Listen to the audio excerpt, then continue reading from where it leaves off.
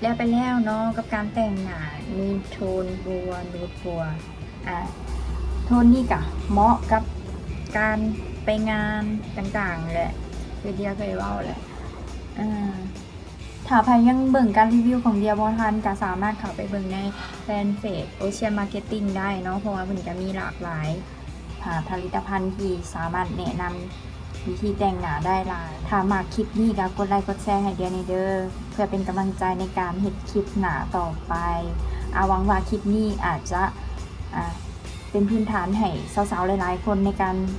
เริ่มการแต่งหน้าให้ตัวเองดูดีเนาะสำหรับมื้อนี้เดียก็ขอลาก่อนเนาะบ๊ายบายพอกันคลิปหน้า